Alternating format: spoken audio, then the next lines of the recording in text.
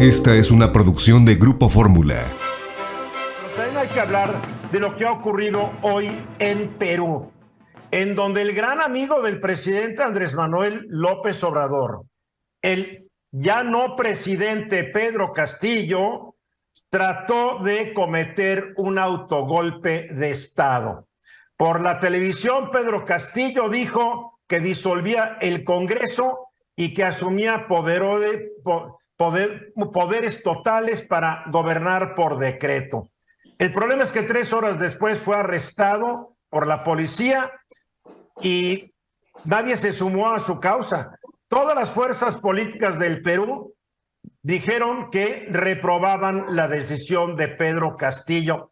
Lo que hizo recordó el autogolpe de Estado que en abril de 1992 perpetró el entonces presidente Alberto Fujimori, que al igual que Castillo disolvió al Congreso. Una pequeña diferencia: Fujimori contaba con el apoyo de las Fuerzas Armadas, Castillo contaba con el apoyo de nadie en lo absoluto. Ya está encarcelado y ya fue reemplazado por la vicepresidenta Dina Boluarte.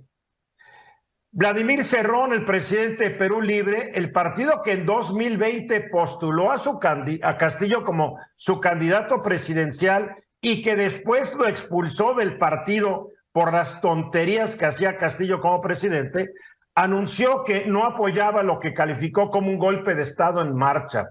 El expresidente Ollanta Humala escribió en Twitter lo siguiente: rechazo total este golpe de Estado cometido por el propio presidente. Las Fuerzas Armadas le deben honor y lealtad a la patria y no a un dictador. Eso eres hoy, Pedro Castillo. Varios miembros de su gabinete y el embajador ante Naciones Unidas presentaron su renuncia. Hay que decirlo, desde que llegó a la presidencia en julio de 2021, Castillo demostró una asombrosa incapacidad para gobernar y una asombrosa capacidad para pelearse con todos.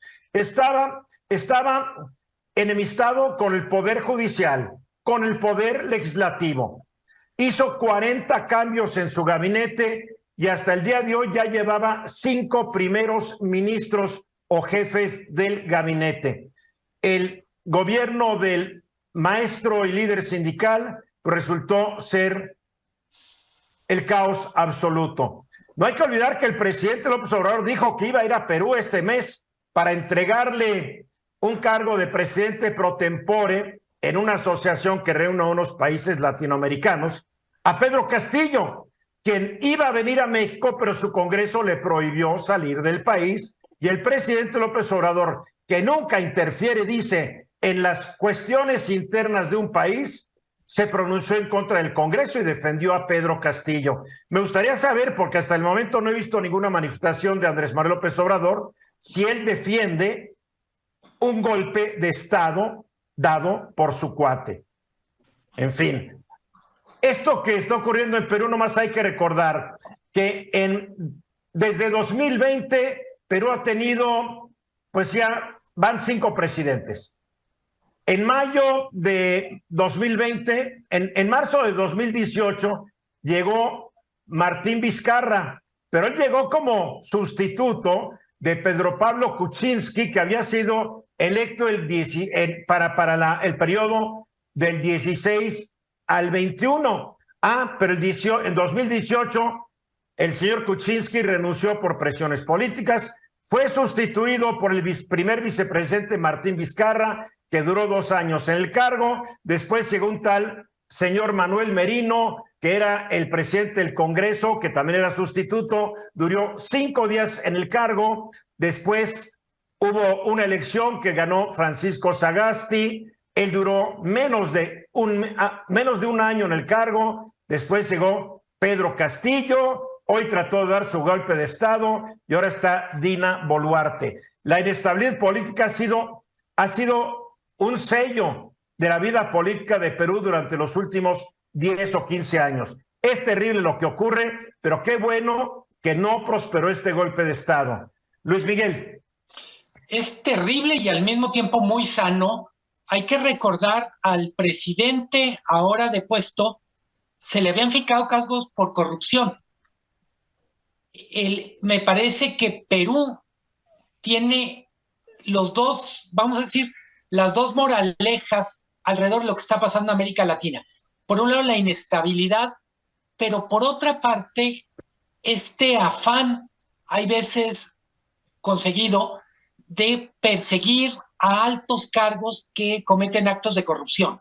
Hay que recordar a Pedro Pablo Kuczynski, también lo destituyen por corrupción, en ese caso vinculado a Odebrecht, y en buena medida yo diría, Perú no nos puede dar lecciones de estabilidad, pero sí de contrapesos a un ejecutivo que comete actos de corrupción y que de alguna manera se revelan muy pronto en su gobierno.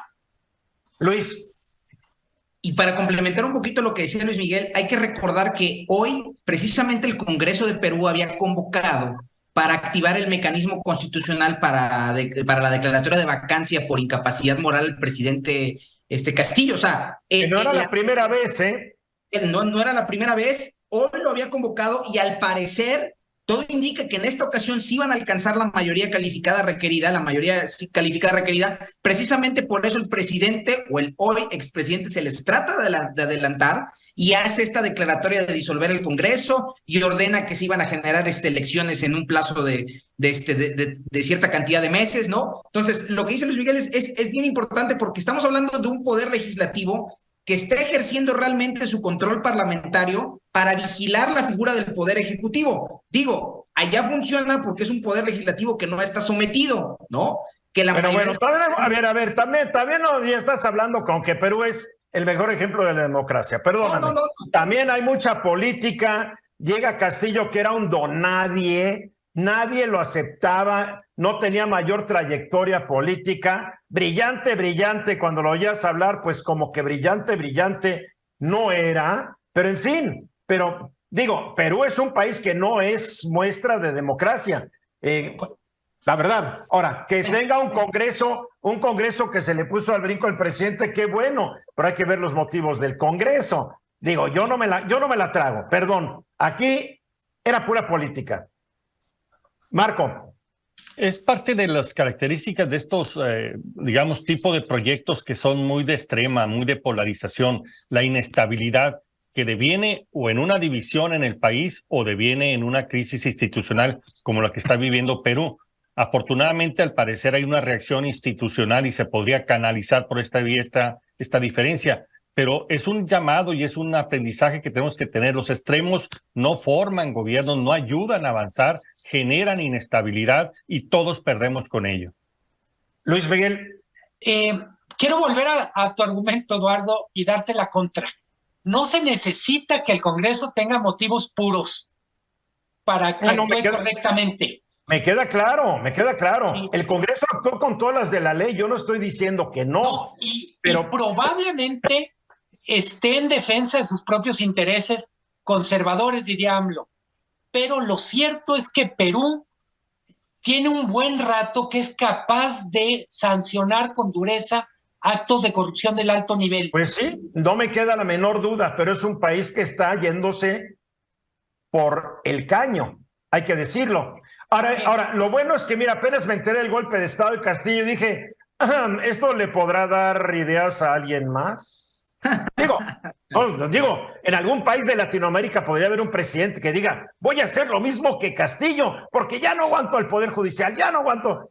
Pero la reacción y lo que le ocurrió a Castillo, que hoy está preso, es para que cualquiera que pudiera haber abrigado la idea golpista, pues la piense dos veces, ¿no creen? Totalmente. Y solo en estas 24 horas también fue la sanción a Cristina Fernández por corrupción. A quien también está defendiendo el presidente López Obrador irracionalmente. Esta fue una producción de Grupo Fórmula. Encuentra más contenido como este en radioformula.mx.